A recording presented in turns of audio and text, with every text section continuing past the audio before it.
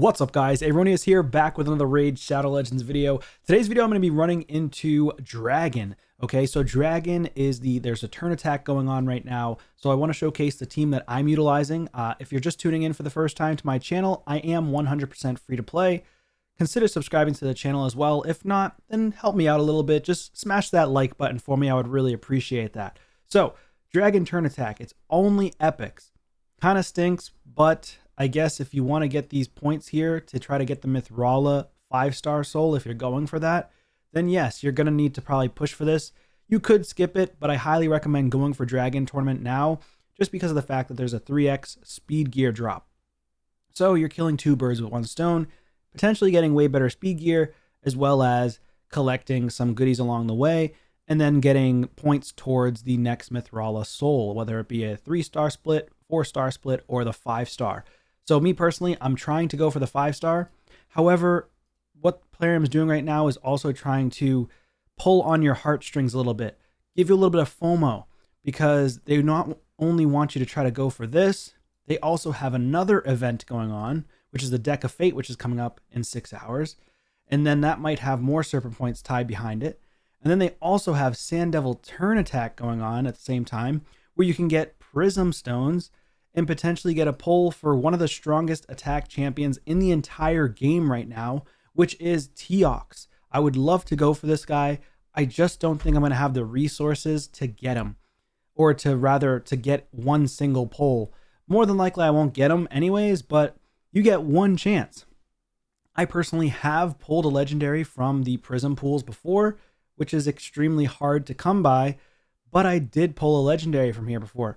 I forget who I pulled, but I did pull a legendary. So pretty cool. There's a lot of strong champions. You have a pretty high chance to pull Teox if you get a legendary, but you could also end up pulling someone else here. And all these champions are strong. I'd say the weakest one who's fallen off is probably like Dracomorph or Fushan, but they're both for like Clan Boss, Ultra Nightmare. Pythion's still strong. He's kind of fallen off a little bit in terms of like end game progression, but he's still strong.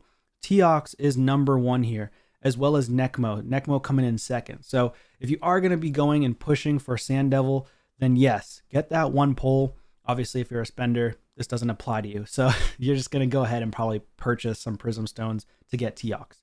So anyways, without further ado, let me showcase to you my Dragon team that's all epics. Okay, so this team can do stage 20 very, very quickly. So I've got Skullcrown, Alika, Dark Kale, Venomage, and Ugo. So super strong champions. Now they are +2 on these two here, but you don't have to have them with an Awakening or a +2. You just have to have good gear. So for my team setup, I ended up creating a team setup to make it as fast as possible. Skullcrown's going to nuke, nuke, nuke. That's all we're doing. Alika is going to be doing the hold off on the gap shot because she's so dang fast. She's one of my strongest nukers on my entire account. I use her for live arena. So 307 speed is pretty insane for a damage dealer. I get that. I'm not saying you need to copy these stats. These are just the stats that I have to make my team go extremely fast. But because it's turn attack, right? So with turn attack, you want to try to take the least amount of turns possible. Obviously, if I'm taking too many turns, it's actually going to negatively impact how many points I get for turn attack. So technically, I would want them to be a little bit slower, but just fast enough so that they can kill the waves no problem. You can also utilize someone like Deacon in the lead, who can help you with speeding up in case you're having troubles against the wave, or put Deacon in or even Ugo in a stun set to help you CC the waves if you're having struggles with dying against the waves. So Ugo is going to just do the decreased defense and block buffs as often as possible. Against the boss, she will utilize Ugo's Brew to heal us up and remove debuffs. Dark Kale, he's not that built. He's okay. He's in a regen set, 258 speed, 51,000 HP, 293 accuracy. So he's going to have no problems with landing the debuffs and whatnot, but my gear isn't leveled up on him all the way, so he will likely die on the second wave. And then we've got Venomage. She's actually built for endgame. So she is, and I have an endgame account. That's why my gear is so good. 75,000 HP, 3,400 defense, 258 speed, 539 accuracy. Very strong for Amius boss because she's placing the heal reduction. And if you place heal reduction with Venom Age, keep in mind, you take less damage on your team. So because of her passive, enemies under heal reduction inflict 15% less damage, which is exceptionally strong against the boss as well as the waves. So you do want to prioritize this ability for the waves. I didn't do that, but it'll probably help the Dark Kale survive or other champions survive if you decide to use other epics. Another champion I utilized that I was using that was a little bit slower than Skullcrown was my Bushi. So Bushi is very strong as well. Deacon I used as well. You can use this guy right here. I forget his name, but also an epic. Let's see. You can use Basher. You can use this chick here, Doom Priest, to help with healing every turn and increase attack on your allies. Although the run's going to be slower, you can of course use SEER. I'm not using SEER in this composition, but you can use SEER to go really fast, but you have to do a team composition set up around SEER. Me personally, I don't want to re-gear my epics, so I'm not using SEER. I'm just putting in as much damage as possible, poisons as possible as well, and just nuking the waves and then destroying the boss as quickly as we can. So you'll see this is a very quick run. I have tons of epics built. There's so many different epics you can choose from. Let me know in the comments down below, what epics would you like to choose, or are you choosing currently if you're running against the dragon for this turn attack event? So let's run this stage 20 and then we'll run stage 25 just to show you how fast it is. And then I'll go over my gear afterwards. Again, the gear doesn't need to be as strong. Your gear does not need to be as strong as my gear. Clearly, this is just, I just have really good gear because I'm end game. So again, don't take my gear and be like, oh, I can't do it because you have crazy gear. It's stage 20 of normal. Most players that are mid-game are beating stage 20 of normal with no problem. So again, as long as you have decent epics, like Venom Age is really, really strong here. She can solo the boss, honestly, on stage 20, no problem, if you have good gear on one champion. Dark Kale can also solo if you have really good gear on him as one champion.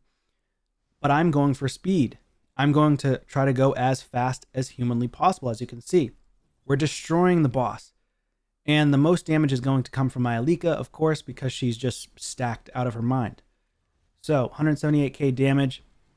And then boom, kills the boss, 58 seconds. My fastest ever time was 51 seconds. Not with this team. It was actually with a SEER comp. So this team is literally just about as fast as a SEER composition.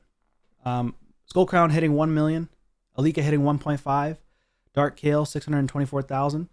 Venom Age 472,000. And then we just are going to shred this gear because obviously I don't need that 5-star crap. So Ugo is just there for decreased defense, block buffs, healing. And then everybody else is for damage, really. So if for some reason we died, which we really don't because my gear's very good, then Ugo could potentially bring everybody back to life if she's the only one left alive. So let's go ahead and do stage 25 as well. Also a pretty quick run. It is about 2 minutes to 2 minutes and 30 seconds. Sometimes it could be faster, but it depends on RNG. Ugo is in a regen, or rather relentless set, so she can slow down the run because she's going to take too many turns. And then the more turns you take, the less points you're going to get from the turn attack event. You want to take the least amount of turns possible. But I'm also focusing on how fast the runs are. I don't want to run 5 to 6 minute fights. I don't want to watch that. Nor do I want to try to run that overnight, because sometimes on my phone or on my computer, you've probably been in that situation where your computer crashes, your phone, it crashes, the game just crashes, something happens, and it stops midway. So I don't want that to happen. So I'm just going to be running it and running like 30 battles. That's it. Hopefully we don't have any errors and we're good.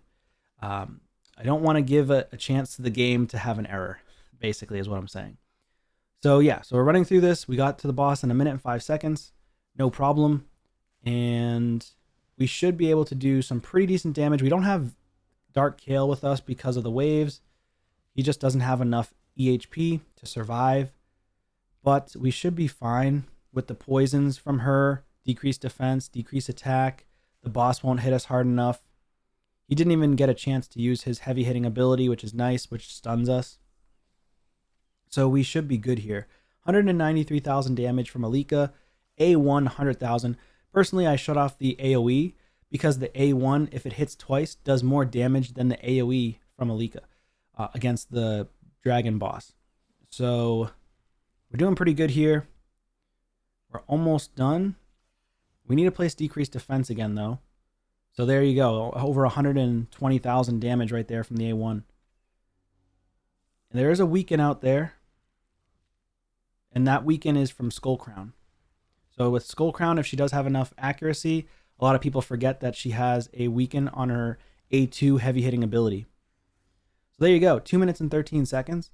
Fairly quick run on Dragon Stage 25. My fastest time is a minute. Again, that is a SEER comp that I use for a minute. So it is what it is. But I'm not going to be using SEER comp. So 2.3 million from Skull Crown, 3 million from Alika, and then 1.2 million from Venomage. The other two, not so much damage dealers, honestly. Dark Kale can be way better, but he's just not fast enough. Not landing enough debuffs. I do have him in an impulse set, so let's go ahead and take a look at the champions here for you. And I didn't really look at how many points I was getting, to be honest. But at least you probably will see. You can obviously run it back and take a look at how many points I got. So I ran it a couple times there. I'm already at the gems, which is nice. If for some reason I don't get these points for Mithrala, it is what it is. I mean, it's a lot of points, 4,400.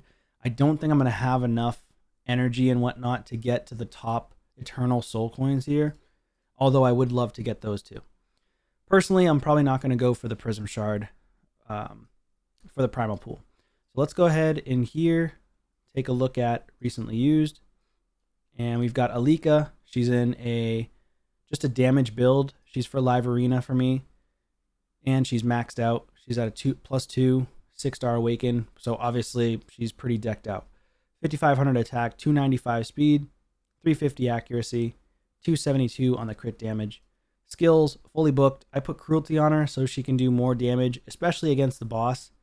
She's going to decrease the target's defense by 4% per hit, up to 40% for champions, and 20% for bosses. I did go with Helm Smasher at the end. Probably going to go with Spirit Haste here for the support, if I do decide to max that out for masteries.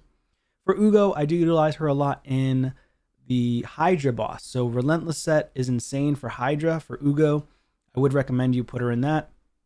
High HP, high defense, high speed, high resist, high accuracy. So 253 speed, 85k on the HP, a 323 resistance, and 352 accuracy.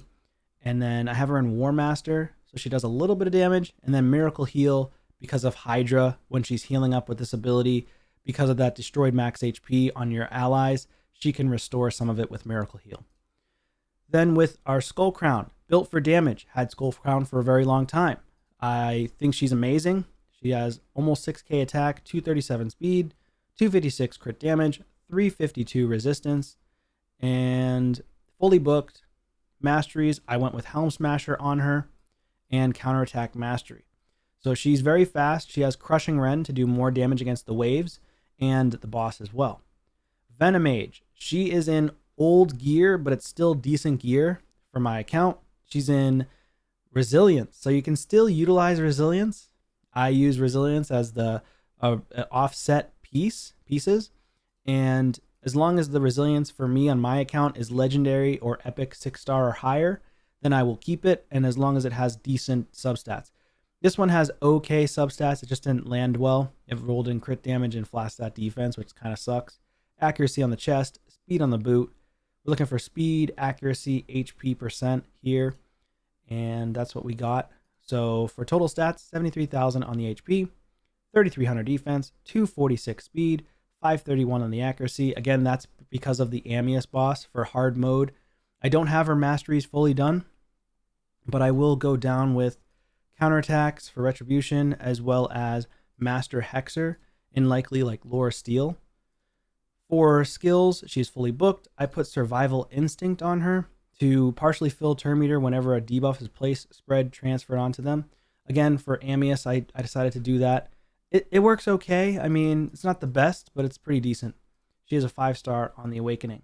Dark Kale, you get him from Hard Doom Tower. So this guy here, he is fully booked for me. I got him in Crushing Rend, although I kind of want to switch him out of it. I put him in a damage build before, but swapped him into a regen build, and I've just always had Crushing Rend on him. But you don't need Crushing Rend, so you can go with something different if you'd like. I would recommend Phantom Touch since he has a triple hit on the A1, so potential chance to do additional bonus damage from the Phantom Touch, which is really nice. And yeah, chance to inflict, if you get a 6-star, 100% chance to inflict bonus damage, 35% chance of inflicting a second instance of bonus damage, especially when he has multiple hits, which is really nice. Masteries, he has none. So the other champions have masteries besides Venomage and Dark Kale. Again, he's fully booked. I have him in Regen and Impulse. Impulse you can only get from, I believe it's from Live Arena. So Impulse set's really strong because of the plus 12 speed. It's basically a speed set. And then it gives you a chance to reduce a random skill cooldown by 1 turn, which is extremely powerful. Now these Regen or Impulse boots are very bad. It didn't land at all on accuracy or attack like I wanted it. Preferably, I wanted it to land on accuracy, but of course, we didn't get lucky. We landed on flat stat attack and flat stat HP, so not the best. Then we've got HP percent with speed, very good for champions that you're trying to build to like solo content or survive in the long haul. And of course, regen, we're looking for speed. I mean, this is just a damage dealer type piece for regen, but it's a very strong piece for offset as well. Looking for speed, resistance, HP, accuracy, triple speed here, HP, accuracy, HP percent with speed and accuracy. So yeah, that's kind of the gist of what we're looking for here. HP, accuracy, survivability, or damage stats on these champions. So yeah, let me know your thoughts and comments down below. How are you guys fighting Dragon for the Dragon Turn Attack tournament? Hopefully, if you are going for the Mithrala 5-star split, you get her.